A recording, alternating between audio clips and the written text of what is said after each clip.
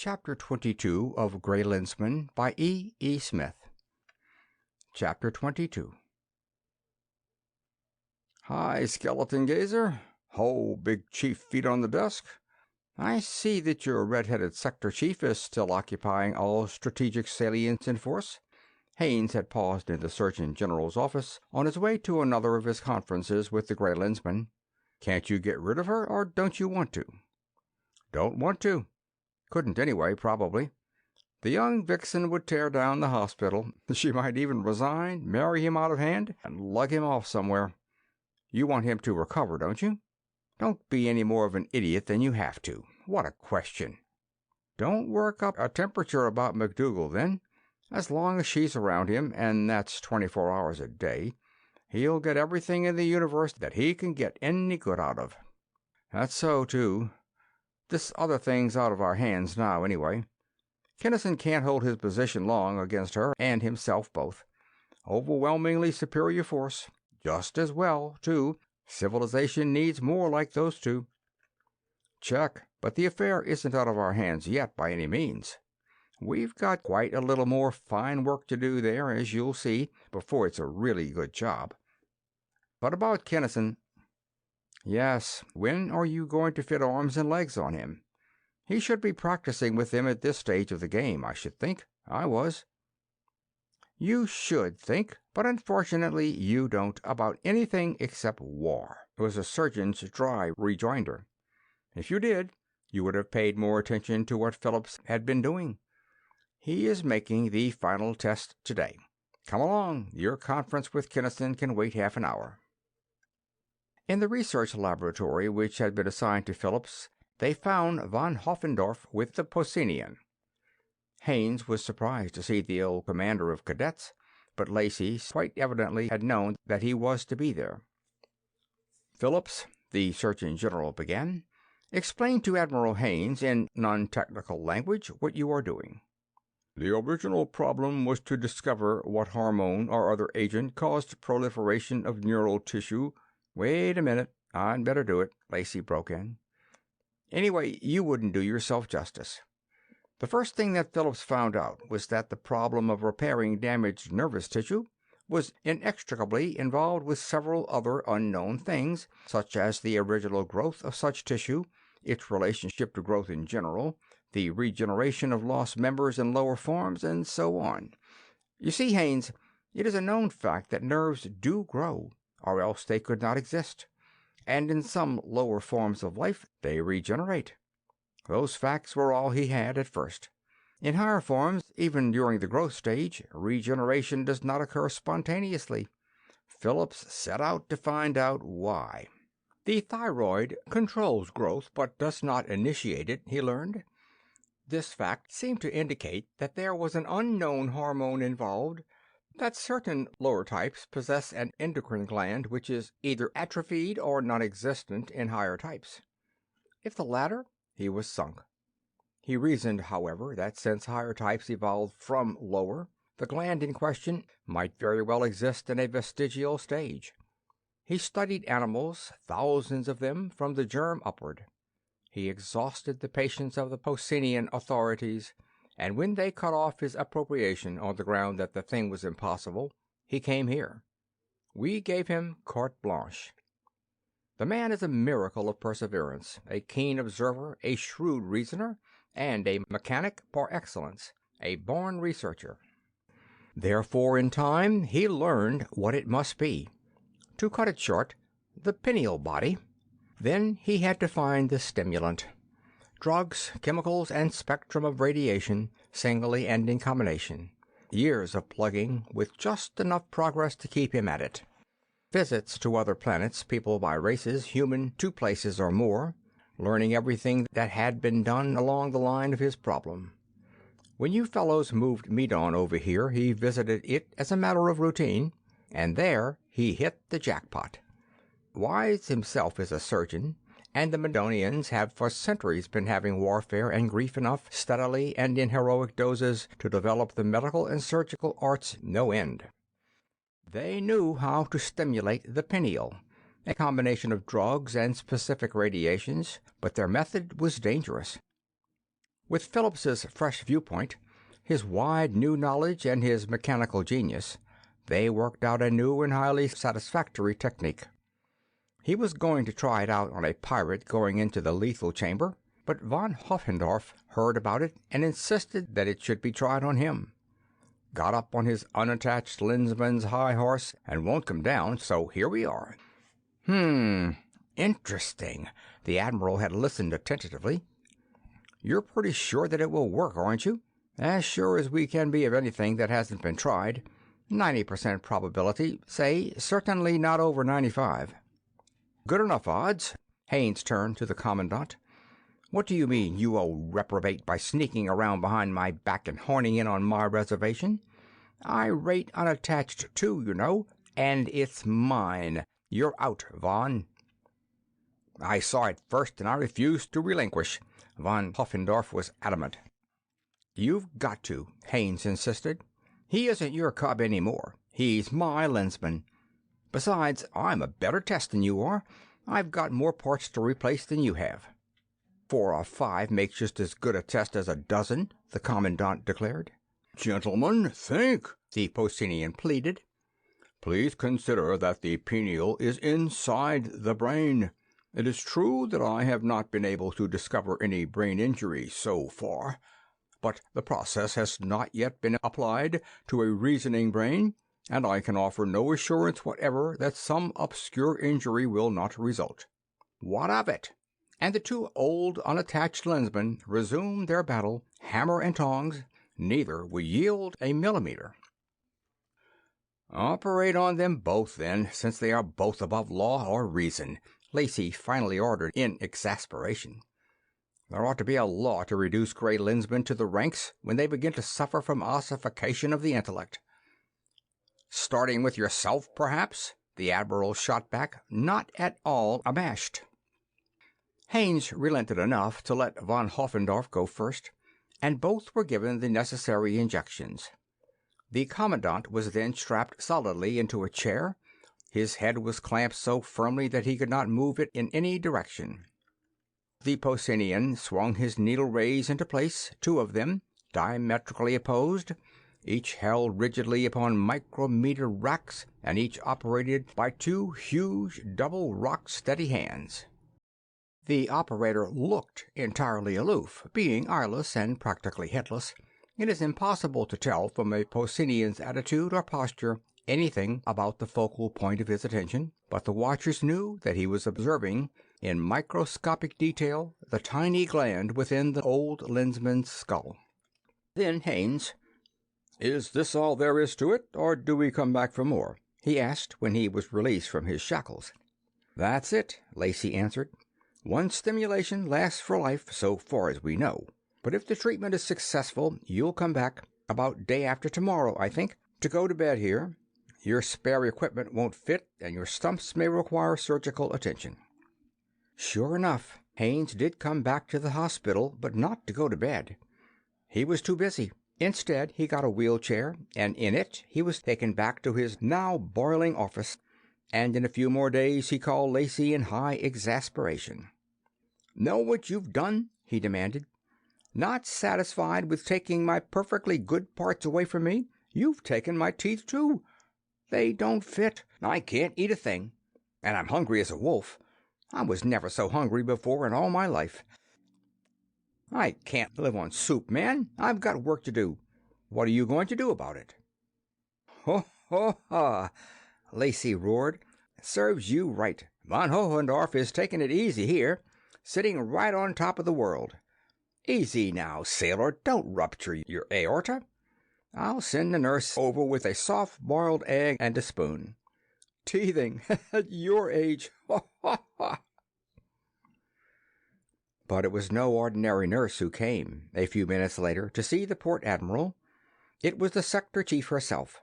She looked at him pityingly as she trundled him into his private office and shut the door, thereby establishing complete coverage. "I had no idea, Admiral Haynes, that there—" She paused. "That I was so much of a machine shop rebuild?" Complacently. "Except in the matter of eyes, which he doesn't need anyway. Our mutual friend Kinnison has very little on me, my dear. I got so handy with the replacements that very few people know how much of me was artificial. But it's these teeth that are taking all the joy out of life. I'm hungry, confound it. Haven't you got anything really satisfying that I can eat?" "I'll say I have." She fed him then. Bending over, she squeezed him tight and kissed him emphatically. "You and the Commandant are just perfectly wonderful old darlings, and I love you all to pieces," she declared. "I think Lacey was simply poisonous to laugh at you the way he did. Why, you two are the world's greatest heroes.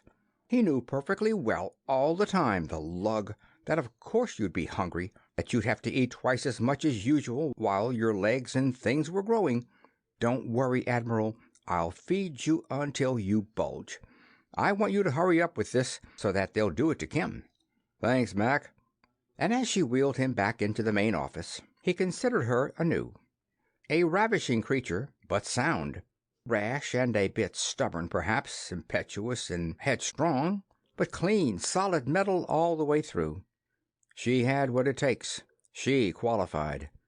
She and Kinnison would make a mighty fine couple when the lad got some of that heroic damn nonsense knocked out of his head. But there was work to do. There was. The Galactic Council had considered thoroughly Kinnison's reports. Its every member had conferred with him and with Warsaw at length. Throughout the first galaxy, the patrol was at work in all its prodigious might, preparing to wipe out the menace to civilization which was Boskonia. First-line super dreadnoughts, no others would go upon that mission, were being built and armed, rebuilt and rearmed. Well it was that the Galactic Patrol had previously amassed an almost inexhaustible supply of wealth, for its reserves of expendable credit were running like water. Weapons, supposedly of irresistible power, were made even more powerful. Screens, already impenetrable, were stiffened into even greater stubbornness. Primary projectors were made to take even higher loads for longer times. New and heavier Q-type helixes were designed and built. Larger and more destructive duodeck bombs were hurled against already ruined, torn and quivering test planets. Uninhabited worlds were being equipped with super Bergenholms and with driving projectors. The Negasphere, the most incredible menace to navigation which had ever existed in space, was being patrolled by a cordon of guardships. And all this activity centered in one vast building and culminated in one man, Port Admiral Haines, Galactic Counselor and Chief of Staff. And Haines could not get enough to eat because he was cutting a new set of teeth. He cut them, all 32 of them. His new limbs grew perfectly, even to the nails. Hair grew upon what had for years been a shining expanse of pate, but, much to Lacey's relief, it was old skin, not young, which covered the new limbs. It was white hair, not brown, that was dulling the glossiness of Haines's bald old head. His bifocals, unchanged, were still necessary if he were to see anything clearly, near or far. Our experimental animals died and aged normally, Lacey explained graciously. But I was beginning to wonder if we had rejuvenated you two, or perhaps endowed you with eternal life. Glad to see that the new parts have the same physical age as the rest of you. It would be mildly embarrassing to have to kill 2 Gray Lensmen to get rid of them. You aren't even as funny as a rubber crutch, Haines grunted. When are you going to give young Kinnison the works? Don't you realize that we need him? Pretty soon now, just as soon as we give you and Vaughn your psychological examinations. Bah, that isn't necessary. My brain's QX. That's what you think. But what do you know about brains? Warsaw will tell us what shape your mind, if any, is in. The Valancian put both Haines and von Hohendorf through a grueling examination, finding that their minds had not been affected in any way by the stimulants applied to their pineal glands. Then, and only then, did Phillips operate upon Kinnison, and in his case, too, the operation was a complete success.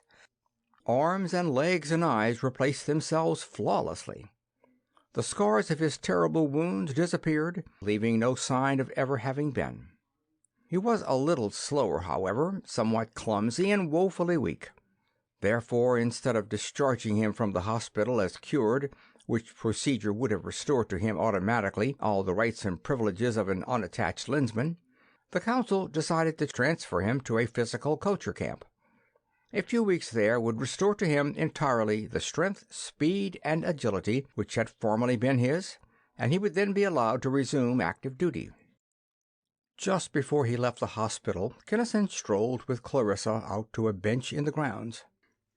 "And you're making a perfect recovery," the girl was saying. "You'll be exactly as you were before. But things between us aren't just as they were, and they never can be again. You know that, Kim. We've got unfinished business to transact. Let's take it down off the shelf before you go." "Better let it lay, Mac." And all the newfound joy of existence went out of the man's eyes. "I'm whole, yes, but that angle was really the least important of all. You never yet have faced squarely the fact that my job isn't done, and that my chance of living through it is just about 1 in 10. Even Phillips can't do anything about a corpse." "No, and I won't face it either, unless and until I must." Her reply was tranquility itself. Most of the troubles people worry about in advance never do materialize. And even if I did, you ought to know that that any woman would rather, well, that half a loaf is better than no bread. UX. I haven't even mentioned the worst thing. I didn't want to, but if you've got to have it, here it is." The man wrenched out. "Look at what I am. A barroom brawler, a rum-dum, a hard-boiled egg, a cold-blooded, ruthless murderer, even of my own men." "Not that, Kim, ever, and you know it," she rebuked him. "What else can you call it?" he grated. "A killer besides, a red-handed butcher if there ever was one. Then, now, and forever, I've got to be. I can't get away from it. Do you think that you or any other decent woman could stand to live with me? That you could feel my arms around you, feel my gory paws touching you, without going sick at the stomach?" "Oh, so that's what's really been griping you all this time." Clarissa was surprised and entirely unshaken. "I don't have to think about that, Kim. I know. If you were a murderer or had the killer instinct, that would be different. But you aren't, and you haven't. You are hard, of course. You have to be. But do you think that I would ever run a temperature over a softy? You brawl, yes, like the world's champion you are. Anybody you ever killed needed killing. There's no question of that. You don't do those things for fun, and the fact that you can drive yourself to do the things that have to be done shows your true caliber. Nor have you ever thought of the obverse, that you lean over backward in wielding that terrific power of yours. The Des Plaines woman, the Countess, lots of other instances. I respect and honor you more than any other man I have ever known. Any woman who really knew you would. She must, and I know. Remember that wide-open two-way? Put me in your mind for an instant. Long enough. That let me understand something of the horrible weight you have to carry. Something of the terrible power you must, for civilization, leash or release, direct and control. I know. No words you may say now can add to or change that single, full-view understanding I got then. Listen, Kim, read my mind, all of it. You will know me then and understand me better than I can ever explain myself." "Have you got a picture of me doing that?" he asked flatly. "No, you big unreasonable clunker, I haven't," she flared. "And that's just what's driving me mad." Then, voice dropping to a whisper, almost sobbing, "Cancel that, Kim. I didn't mean it. You wouldn't, you couldn't, I suppose, and still be you, the man I love. But isn't there something, anything, that will make you understand what I really am?" "I know what you are." Kinnison's voice was uninflected, weary. "As I told you before, the universe's best. It's what I am that's clogging the jets, what I have been and what I have to keep on being. I simply don't rate up, and you'd better lay off me, Mac, while you can. There's a poem by one of the ancients, Kipling, The Ballad of Bodathon, that describes it exactly. You wouldn't know it. You just think that I wouldn't, nodding brightly. The only trouble is that you always think of the wrong verses. Part of it really is descriptive of you. You know where all the soldiers of the Black Tyrone thought so much of their captain? She recited, and worshipped with fluency, fervor, and zeal the mud on the boot heels of Crook O'Neill. That describes you exactly. You're crazy for the lack of sense, he demurred. I don't rate like that. Sure you do, she assured him. All the men think of you that way. And not only men. Women too, Dornham. And the very next time that I catch one of them at it, I'm going to kick her cursed teeth out, one by one. Kinnison laughed, albeit a trifle sourly. You're raving, Mac. Imagining things. But to get back to that poem, what I was referring to went like this. I know how it goes. Listen. But the captain had quitted the long-drawn strife, and in far Simorie had taken a wife. And she was a damsel of delicate mould, with hair like the sunshine and heart of gold.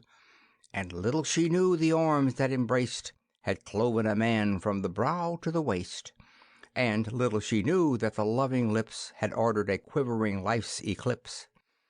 And the eyes that lit at her lightest breath had glared unawed in the gates of death. For these be matters a man would hide, as a general thing, from an innocent bride. That's what you mean, isn't it? She asked quietly. Mac, you know a lot of things that you've got no business knowing. Instead of answering her question, he stared at her speculatively. My sprees and brawls, Dessa Desplaine and the Countess Avondril, and now this. Would you mind telling me how you get this stuff? I'm closer to you than you suspect, Kim, and have been for a long time. Warsaw calls it being en rapport, I believe. You don't need to think at me. In fact, you have to put up a conscious block to keep me out. So I know a lot that I shouldn't, but lensmen aren't the only ones who don't talk. You have been thinking about that poem a lot. It worried you, so I went to the library and looked it up. I memorized most of it. Well, to get a true picture of me, you'll have to multiply that by 1,000. Also, don't forget that loose heads might be rolling onto your breakfast table almost any morning instead of only once. So what? She countered evenly. Do you think that I could sit for Kipling's portrait of Mrs. O'Neill? Nobody ever called my mold delicate, and he would have said of me, with hair like a conflagration and a heart of solid brass. Captain O'Neill's bride, as well as being innocent and ignorant, strikes me as having been a good deal of a sissy, something of a weeping willow, and no little of a shrinking violet.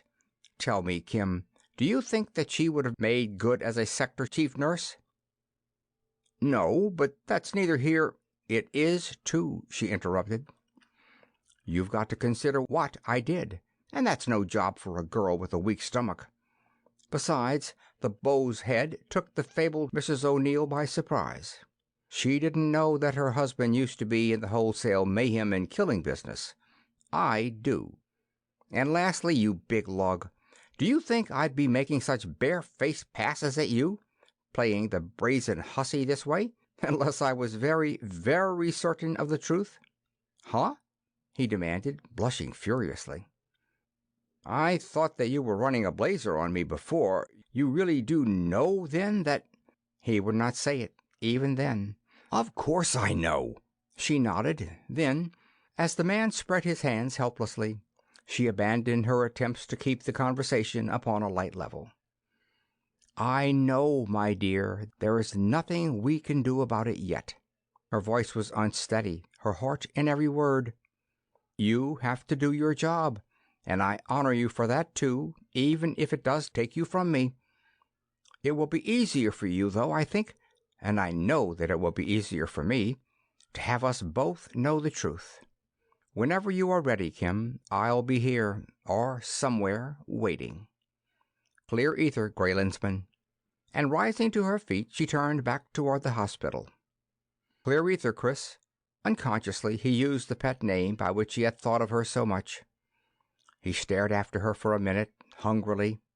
Then, squaring his shoulders, he strode away. And upon far Jarvanon, Eichmill, the first of Boskone, was conferring with Jalti via communicator. Long since, the Colonian had delivered, through devious channels, the message of Boskone to an imaginary director of lensmen. Long since he had transmitted this cryptically direful reply: Lensman Morgan lives, and so does Star A Star. Jalti had not been able to report to his chief any news concerning the fate of that which the speedster bore, since spies no longer existed within the reservations of the patrol. He had learned of no discovery that any lensman had made. He could not venture any hypothesis as to how this Star A Star had heard of Jarnavon or had learned of its location in space. He was sure of only one thing, and that was a grimly disturbing fact indeed. The patrol was rearming throughout the galaxy upon a scale theretofore unknown. Eichmill's thought was cold. That means but one thing. A lensman invaded you and learned of us here. In no other way could knowledge of Jarnavon have come to them. Why me? Jalti demanded. If there exists a mind of power sufficient to break my screens and tracelessly to invade my mind, what of yours? It is a thing proven by the outcome. The Boskonian statement was a calm summation of fact. The messenger sent against you succeeded. The one sent against us failed. The patrol intends and is preparing, certainly to wipe out our remaining forces within the Tellurian galaxy, probably to attack your stronghold, eventually to invade our own galaxy. It is well. For that reason, in part, was the Lensman Morgan sent back as he was sent. Let them come, snarled the Colonian. We can and will hold this planet forever against anything they can bring through space. I would not be too sure of that, cautioned the superior. In fact, if, as I am beginning to regard as a probability, the patrol does make a concerted drive against any significant number of our planetary organizations, you should abandon your base there and return to Colonia, after disbanding and so preserving for future use as many as possible of the planetary units. Future use? In that case, there will be no future. There will be, Eichmill replied, coldly vicious. We are strengthening the defenses of Jarnavon to withstand any conceivable assault. If they do not attack us here of their own free will, we shall compel them to do so. So, then, after destroying their every mobile force, we shall again take over their galaxy. Arms for that purpose are even now in the building. Is the matter entirely clear? It is clear.